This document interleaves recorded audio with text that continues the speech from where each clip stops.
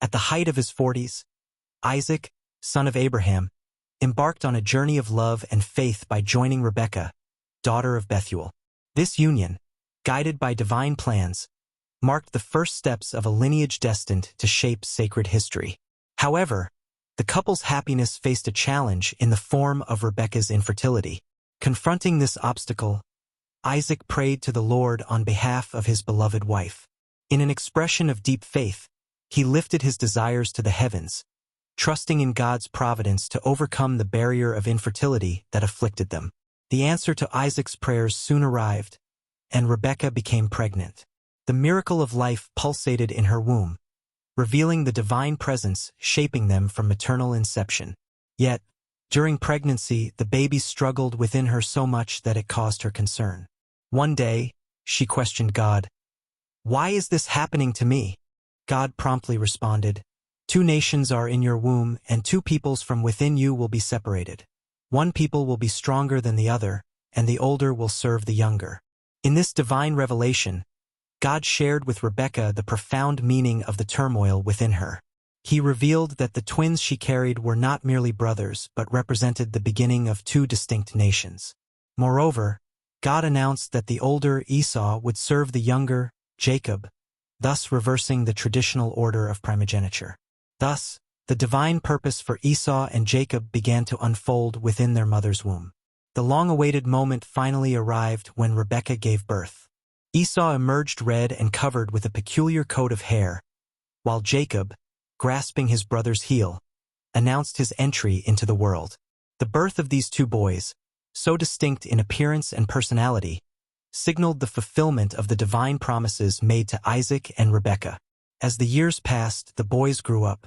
Esau became a skilled hunter, favored by Isaac, while Jacob preferred to stay among the tents and was closer to Rebekah. Isaac, the venerable father, sensed that his journey on earth was nearing its end. Feeling the urgency to bless his firstborn before he departed, he called for Esau, his eldest son. However, in the shadows of the tent, Rebekah, astute and privy to divine revelations, overheard the conversation between father and son. God, in his wisdom, had revealed to her that the blessing was meant for Jacob, the younger son. Thus, Rebekah, trusting in the divine promise, devised a clever plan to secure her son's destiny. While Esau obediently went hunting to please his father, Rebekah instructed Jacob to bring 2 young goats from the flock. With skillful hands, she prepared Isaac's favorite dish.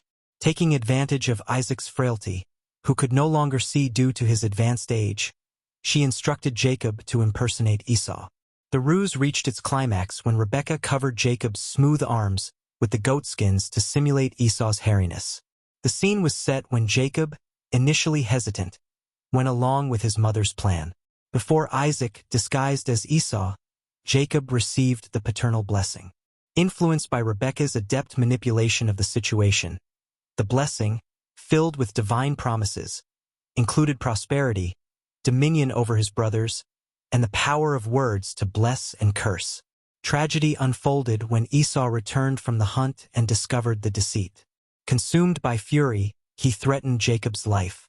Fearing for her son's safety, Rebekah advised Jacob to flee to the house of her brother Laban until Esau's anger subsided. Leaving his homeland, Jacob embarked on a journey that would lead him to Haran, where he intended to find his uncle Laban. During his journey, Jacob reached a specific place and decided to rest as evening approached. He used a stone as a pillow and fell asleep. It was during this sleep that Jacob had an extraordinary and meaningful dream. In the dream, Jacob saw a ladder that stretched from earth to heaven, with angels of God ascending and descending on it. This ladder symbolized the direct connection between heaven and earth, representing the open communication between God and humanity. The presence of angels ascending and descending highlighted the constant and active nature of this spiritual linkage. Moreover, during the dream, God stood at the top of the ladder and addressed Jacob with a special message. He reaffirmed the promises made to Abraham and Isaac, ensuring that Jacob's descendants would be numerous and blessed, spreading throughout the land. God also promised to be with Jacob wherever he went and to bring him back to that land. When Jacob woke up, he realized the sacred significance of the place where he had rested. He exclaimed, "Surely the Lord is in this place, and I did not know it." In recognition of the spiritual experience, Jacob took the stone that had served as his pillow, set it up as a memorial, poured oil on it as a sign of consecration, and named the place Bethel, which means house of God. One day, near a well, Jacob, driven by curiosity, asked the shepherds about their origins. "My brothers, where are you from?" The response came swiftly, "We are from Haran." In his search for relatives, Jacob inquired if they knew Laban, the grandson of Nahor, Abraham's brother. The shepherds not only confirmed they knew him but also informed Jacob that Rachel, Laban's daughter, would soon arrive at the location. As he waited, Rachel, Laban's daughter, came with her sheep. Overcome with emotion upon recognizing his relative, Jacob approached, rolled the stone from the well's mouth, and watered Laban's flock. The encounter led to a deeper revelation of kinship, and Jacob, moved by genuine feelings, kissed Rachel and deeply moved, shed tears. Rachel then ran to tell her father, Laban, about Jacob's arrival. Laban, upon hearing about his relative, hurried to greet Jacob with warm embraces. Jacob, in turn, shared his entire story with Laban, who recognized Jacob as family and offered him hospitality. Over the course of a month, Jacob stayed under Laban's roof. Seeing that his relative was willing to work for the family's welfare, Laban proposed a deeper alliance. Laban had 2 daughters, Leah, the older, and Rachel, the younger of remarkable beauty. Jacob's heart inclined toward Rachel, and he proposed to work for Laban for 7 years in exchange for Rachel's hand in marriage. Laban agreed to the proposal, witnessing Jacob's tireless efforts during this period, where his love and devotion were a firm foundation. The awaited moment arrived, and after 7 years of service, Jacob approached Laban to claim his bride. However, Laban prepared a wedding feast, and that night, in a festive atmosphere, he led Leah, his eldest daughter, to Jacob, thus consummating the marriage. At dawn, Jacob realized the deception. The morning light revealed that the woman beside him was not Rachel but Leah. Surprised and perhaps disappointed, Jacob confronted Laban. Cunningly, Laban explained that it was not customary to give the younger daughter in marriage before the older, justifying the switch. Laban proposed a solution. Jacob could complete the wedding week with Leah and then marry Rachel, but he would need to commit to another 7 years of work to secure the second marriage. In a testament to resilience and true love, Jacob agreed to Laban's new proposal. Thus, he completed the wedding week with Leah and later formalized his union with Rachel. Jacob, moved by his commitment and love, devoted himself to another 7 years of hard work for Laban.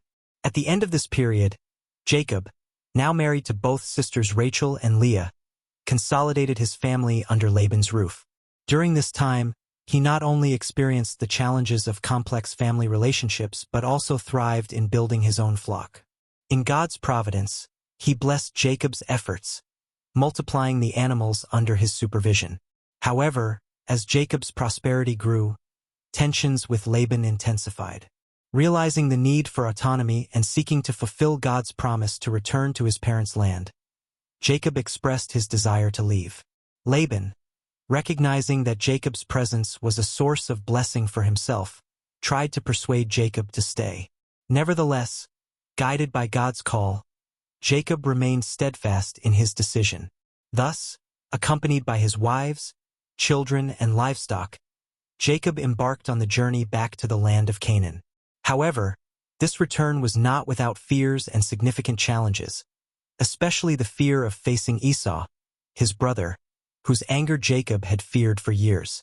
Before meeting Esau, Jacob devised a clever plan to appease his potential wrath. He decided to send a caravan of gifts, including animals and valuable goods, across the Jabbok River. This offering would be a gesture of reconciliation and an attempt to soften Esau's heart. On the night before meeting Esau, Jacob made a crucial decision.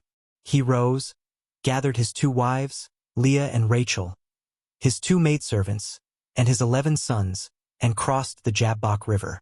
Jacob, however, realized he needed to confront his deepest fear and remained alone on the other side of the river. It was then that an extraordinary event occurred. A mysterious man appeared and wrestled with Jacob throughout the night. The struggle was intense and symbolic, representing the battles and challenges Jacob would face on his journey. Jacob had struggled all his life, from the moment of his birth, his conflict with Esau, and even the challenges with Laban. Now, on the brink of meeting Esau again, Jacob faced the most difficult moment of his life. At the height of the struggle, in an attempt to end the confrontation, the man touched Jacob's hip socket, leaving him limping. However, despite being wounded, Jacob refused to give up, insisting on receiving a blessing. The man then asked Jacob for his name. Jacob's response triggered a significant twist in the narrative.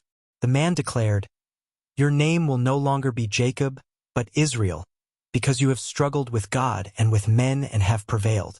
Here, the name change symbolizes a deep spiritual and identity transformation for Jacob, marking a new chapter in his journey. The man revealed himself as a divine manifestation and granted Jacob a special blessing. Jacob then realized he had wrestled with God.